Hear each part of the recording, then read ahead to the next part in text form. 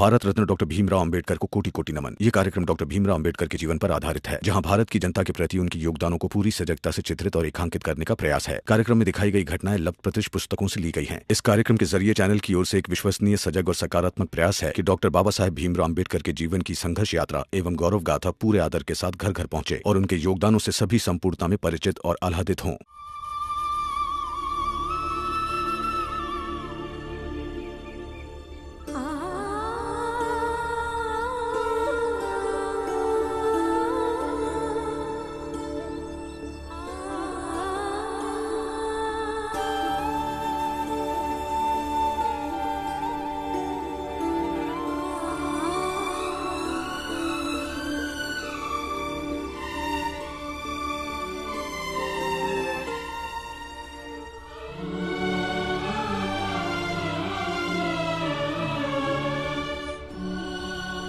अरे माधवी की आई, बेटी की आंख सुनी है, जरा काजल तो लगा दे।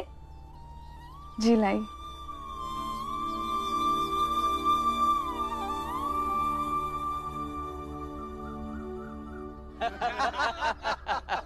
सेठ जी, आज उस भीमराव को अपनी औकात पता चली होगी। अरे बहू आई आई, बहू मान गया आपको। आपने एकदम सही समय पर सही तीर चलाया। भावनाओं में अपनी बेटी को फंसाकर अपनी तरफ कर लिया और उस भीमराव को आपने हरा दिया। मान गया बहू, मान गया। अरे मैंने भी बहुत किस्से सुन रखे थे उसके, भीमराव के, और मैं तो तुरंत समझ गया था कि अगर इससे उलझूंगा तो हरा ही देगा, इसलिए सीधे सीधे जीतने का तरीका देखा। वाह, क्या बड़ी बात कह दी आपने। तो फिर मंगवाइए हल्दी। आज के इस जीत की खुशी को शुभ मानते हुए रंग से नहीं, हल्दी से एक दूसरे का विजय तिलक करेंगे। और बेटी की हल्दी के साथ साथ आज का दिन हमारे लिए यादगार रहेगा। हाँ हाँ, क्या बात। जाइए ले आइए हल्दी। हल्दी जाइए। अरे माधवी की आई, वो हल्दी वाला चूरन तो भेजो। शुक्रिया भीम, तुमने कहा था ना पढ़ाई के लिए आवाज उठाओगे तो सब लोग सुनेंगे। मुझ में हिम्मत है और मैंने सबके सामने कह दिया मैं पढ़ना चाहती हूँ।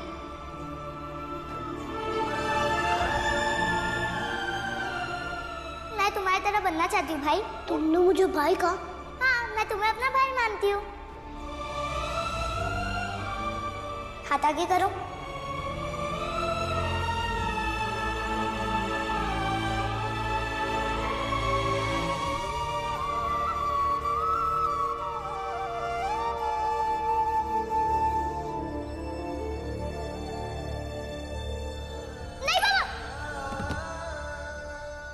खुद को मत जलाइए, मैं शादी करने के लिए तैयार हूँ।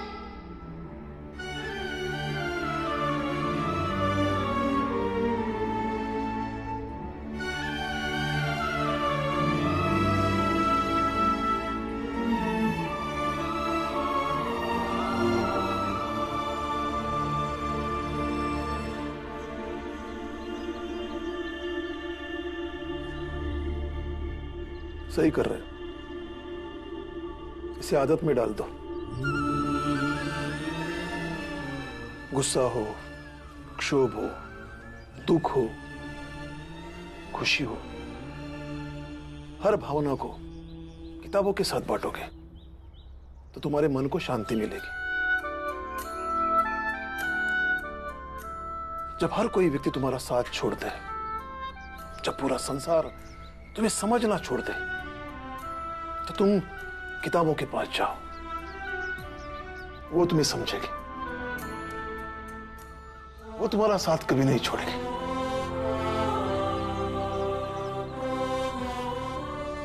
लेकिन बाबा, इन किताबों में भी कहाँ लिखा है कि किसी माधवी की शादी कोई भीमराव कैसे रोक सकता है?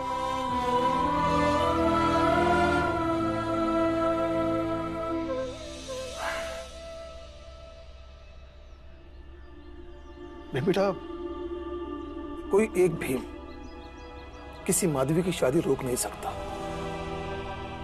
क्योंकि सवाल भीम या माधवी का नहीं है।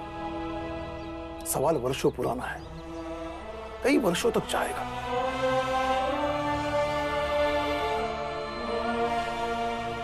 जब सवाल का आकार बड़ा हो, तो उसका जवाब पाने के लिए संघर्ष करना पड़ता है।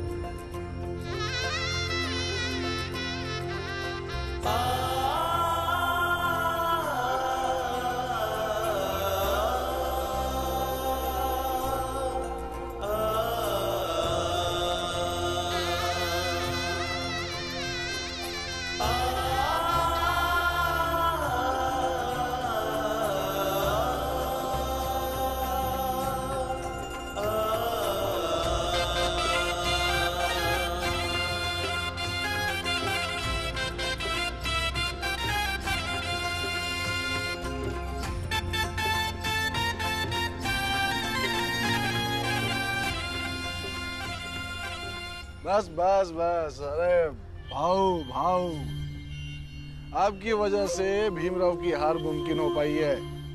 आपकी बेटी की हल्दी की खुशी में आज हमने हल्दी से ही होली खेल डाली। अब हमें इजाजत दीजिए, हम चलते हैं। ठीक है भाइयों, कल जैसे ही लड़के वाले आ जाएंगे हम तुरंत शादी करवा देंगे। और आप सब लोगों को यहीं रहना है ताकि कुछ नानुकुर ना हो सके उनकी तरफ से। अरे बाबू, आप कैसी बातें कर रहे हैं? हम जरूर रहेंगे। आपके संयोग के समय हम कैसे पीछे हट सकते हैं? क्यों सेठ जी? बिल्कुल, आप निश्चिंत रहें, हम सब आपके साथ हैं। ऐसी मुश्किल घड़ी में हम सबका दायित्व बनता है कि अपने समाज के लोगों की मदद करें। धर्म की रक्षा इसी तरह से तो होगी। आप विवाह की सामग्री खरीदें और हम सुबह सही समय पर आकर शादी की रस्म पूरी करेंगे। ठीक है, हम करते हैं विवाह की तैयारियां। इजाजत दीजिए, चलिए। चलो।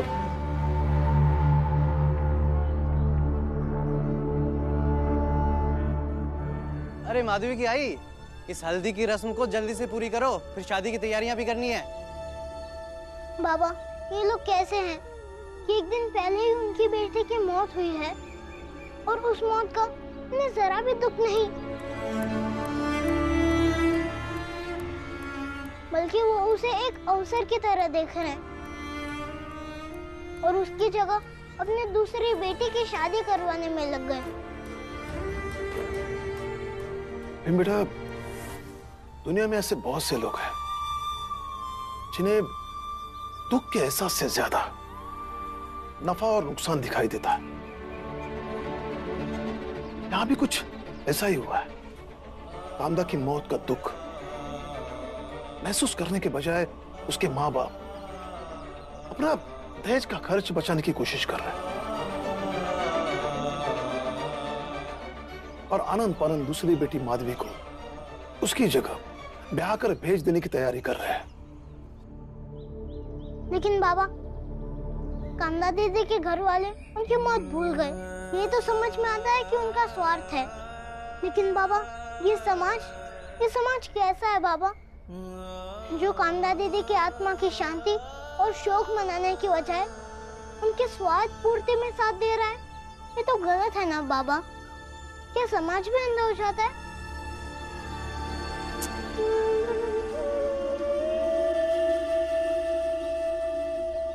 बेटा, ये समाज बहुत से व्यक्तियों की सोच का एक साझा परिणाम होता है,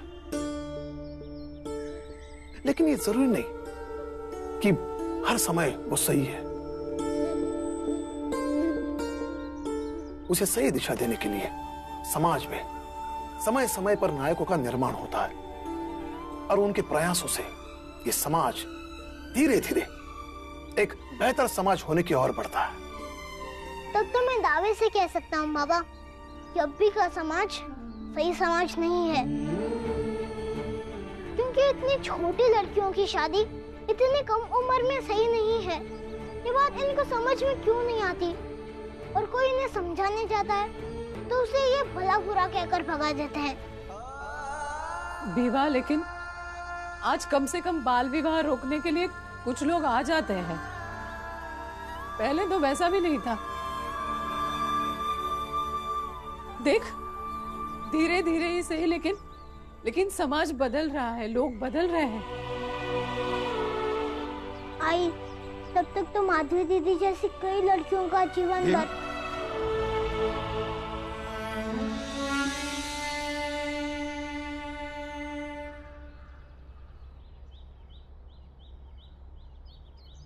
हर कुरीति समाप्त करने की लड़ाई दो स्तरों में लड़ी जाती है। एक, कानून के द्वारा कानून बनाकर, और दूसरा विभिन्न माध्यमों से जागरूकता पैदा करके। कानून का डर और लोगों का विवेक दोनों भी जरूरी है। तो फिर चलो बाबा, हम अंग्रेजी अधिकारी के पास जाकर आवेदन करते हैं कि इसके खिलाफ वो कुछ कानून बनाए। नहीं बेटा, कानून ऐसे नहीं बनते, उसकी एक प्रक्रिया होती है, तुम्हें नहीं पता। लेकिन बाल विवाह के संबंध में, यानी तुम्हारे जन्म साल में 1891 ब्रिटिश सरकार ने नियम बनवाया था। लड़कियों की शादी की उम्र 10 साल से बढ़ाकर 12 साल कर दी थी। फिर चलो बाबा, 1851 वाली कानून की सारी बातें सबको बताते हैं, तो डर के तो शादी रोक देंगे ना। चलो। नहीं बेटा, इसलिए मैंने समझाया था, कानून के साथ साथ जागरूकता भी जरूरी है।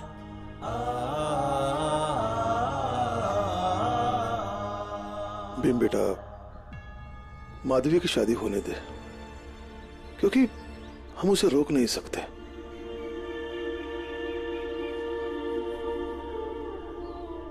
भीम, कामदा मर गई है और उसके घर वाले चाहते हैं कि उनके दामाद की दूसरी शादी उनकी छोटी बेटी के साथ हो जाए, ताकि रिश्ता बना रहे। ऐसे में इन लोगों को समझाना बहुत कठिन होगा, क्योंकि उनका स्वार्थ तुम्हारे सच से बहुत बड़ा है। और भीम, अब जब माधवी शादी करने के लिए तैयार है, तो हमारा रोकना वैसे भी सही नहीं है। ध्रुव सही कह रहा है भीम। अब ये तो बात मान ले कि तेरी बहन की शादी हो रही है।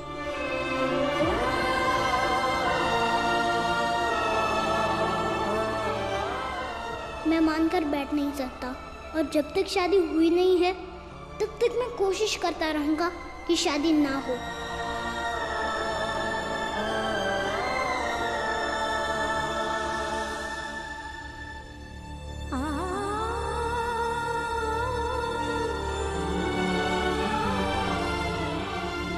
मैंने सुना है कि पति जितना प्यार करता है उतना ही मेहंदी का रंग लाल होता है।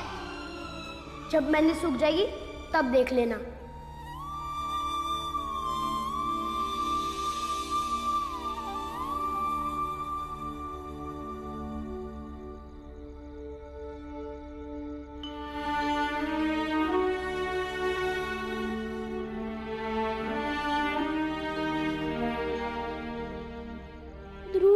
लग रहा है माधवी दीदी को कामदा दीदी की याद आ रही है।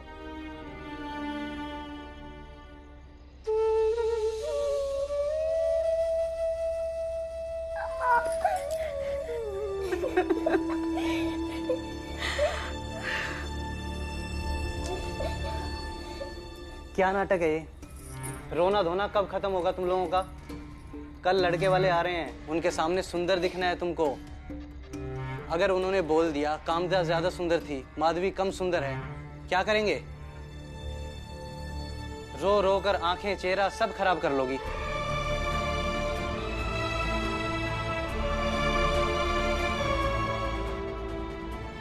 कल 10 बजे आ जाएंगे वो। 11 बजे शादी का मुहूर्त है और उन्हें सच बताकर 11 बजे तक शादी की तैयारी शुरू कर देंगे और 3 बजे विदाई है। जितना मर्जी रोना हो रो लेना, पर अभी नहीं। अरे मैं भी बाप हूं, पत्थर नहीं हूं मैं। कामदा मेरी भी बेटी थी ना, माधवी मेरी भी बेटी है, लेकिन अभी व्यक्तिगत शौक से ज्यादा बेटी की खुशी और उसके भविष्य के बारे में देखना है हमें। सब बांधो, बहुत सारी तैयारी करनी है। जी।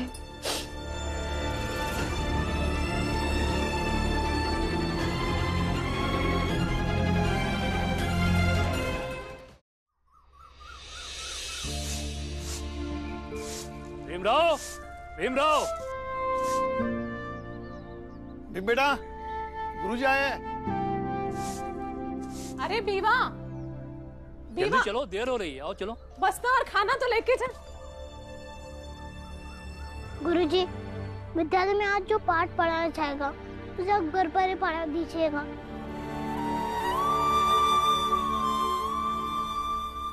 क्योंकि मैं विद्यालय नहीं जा सकता। क्यों नहीं जाएगा? देखो भाई, माधवी दीदी की आज शादी है, उनकी विदाई है। ऐसे में उनका भाई उसमें रहना चाहिए ना। भीम, तेरे रहने ना रहने से कोई फर्क नहीं पड़ने वाला है। वहाँ शादी में तुझे कोई शामिल नहीं करेगा। अरे दरवाजे तक नहीं आने देंगे।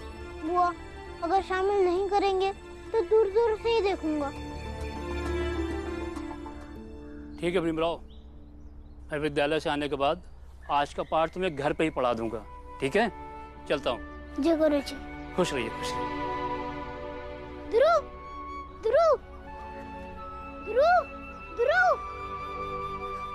हाँ बोल भीम, क्या हुआ? माधवी दीदी की शादी होने वाली है आज। हाँ वो तो पता है, लेकिन अब हम क्या कर सकते हैं भीम? चल ध्रुव, माधवी दीदी की शादी रोकने की एक और कोशिश करते हैं। ठीक है चल। तो अगर कुएं में कूदने के लिए भी कहेगा ना तो भी मैं मना नहीं करूंगा। चल चल।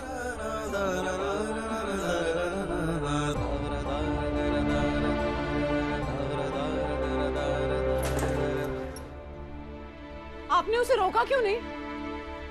मेरे रोकने से वो नहीं रुकता। वो शादी देखने नहीं गया, बल्कि शादी हो जाने तक उसे तुड़वाने की कोशिश करता रहेगा, इसलिए गया। भीमा भाई, तुम्हारा बेटा बहुत जिद्दी है।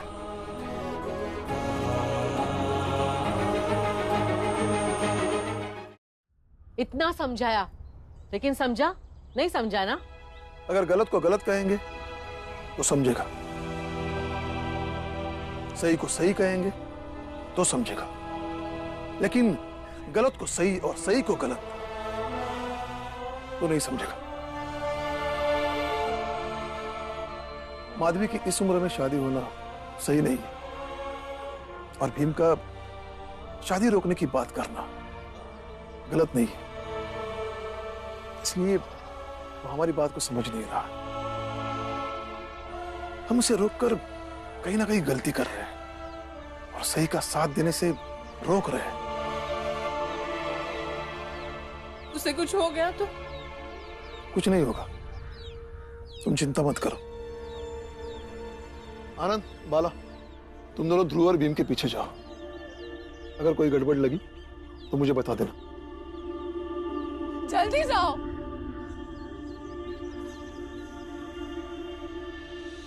भीमा भाई, ये तो मैं भी नहीं समझ पा रहा हूं कि वो उन लोगों से उलझने तो नहीं गए। आखिर वो करेगा क्या?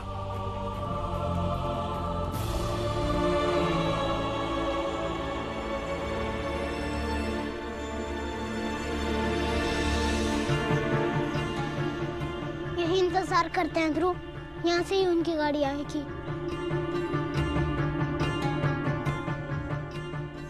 बाला भैया, भीम, अरे रुक, आनंद रुक, चुप यहाँ। लेकिन बाला भैया, ये लोग दोनों यहाँ रास्ते पर क्या कर रहे हैं? मुझे क्या पता, भीम कब कहाँ क्या करता है, हमें कहाँ कुछ पता चलता है। रुक कर देखते हैं।